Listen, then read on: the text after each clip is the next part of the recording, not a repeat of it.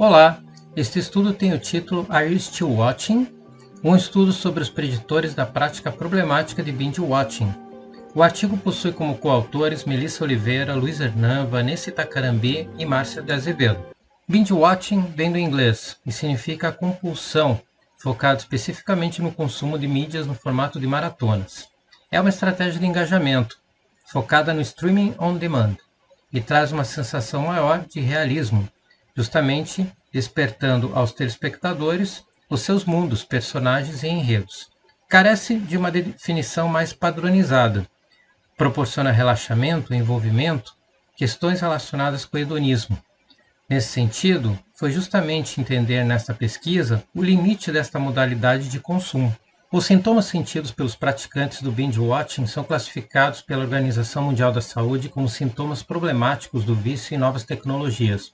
A forma não saudável do binge watching pode estar associada a predisposições psicológicas individuais. Para esta pesquisa, fizemos a utilização da base de dados Web of Science e Scopus, onde foram encontrados 125 artigos sobre o tema, 85 deles publicados entre 2019 e 2021. Fizemos uma análise dos autores mais relevantes, performada pela ferramenta BiblioShine.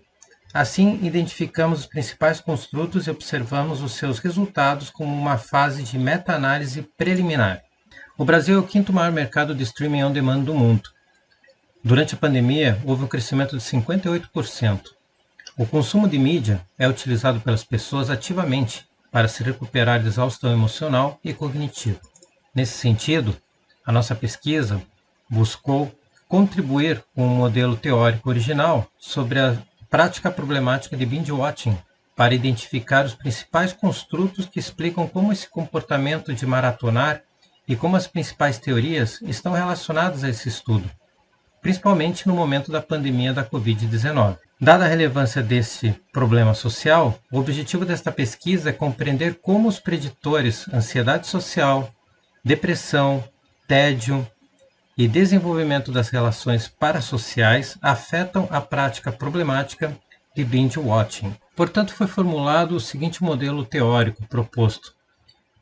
Foram formuladas 4 hipóteses. Temos 4 variáveis independentes: relações parasociais, ansiedade social, tédio, depressão, e uma variável dependente que é o binge watching. Relações parasociais, quando os telespectadores estabelecem uma relação com os personagens da mídia. Ansiedade social, busca uma forma de interação com outras pessoas a partir do binge watching, pois indivíduos socialmente ansiosos têm dificuldade em estabelecer relações sociais. Tédio, é o baixo estado de excitação atribuído ao ambiente que tem estímulos inadequados, é frequentemente associado ao uso abusivo da internet. Depressão é um estado emocional desagradável, que demonstra vários tipos de sintomas, como atitudes negativas, a compulsão ou lembranças passadas ou desejos que não foram realizados. O escapismo é uma fuga mental para escapar da realidade indesejada, problemas ou pressões.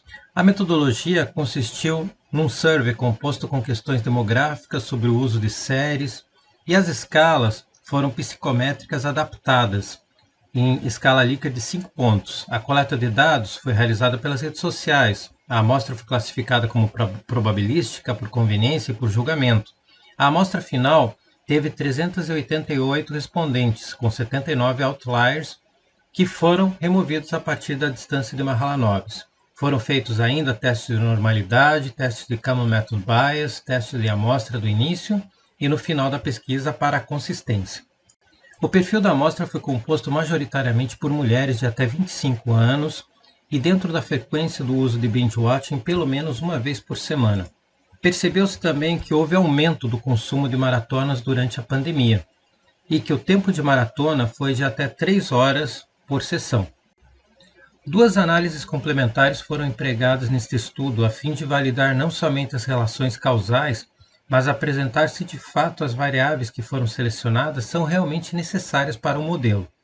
O estudo utilizou o pacote R com as bibliotecas para modelagem de equações estruturais, PLS sem regular com o uso de biblioteca sem INR, que permite calcular as relações de regressão parcial nos modelos de medição e estruturais usando regressão de mínimos quadrados comuns separados, e para o NCA, Análise das Condições Necessárias, a biblioteca com o mesmo nome.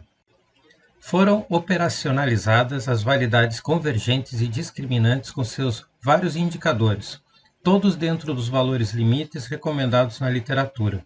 Por fim, foram analisadas as relações dos caminhos entre as variáveis, indicando que todas as hipóteses foram confirmadas, sendo que destes, o tédio foi o que apresentou um pouco mais de relação comparada com as outras hipóteses. Nesta figura, observamos o comportamento da modelagem de equações estruturais a partir da saída do pacote R. O R² final foi de 60,2%, o que é considerado adequado. Da mesma forma, o GOF teve valor de 49,31%, portanto, conclui-se que o modelo estrutural é adaptável. Na sequência, apresentamos os resultados dos gráficos obtidos no NCA. Tédio e relações parassociais se destacam, indicando que o efeito é grande, e o da ansiedade social e depressão como moderados.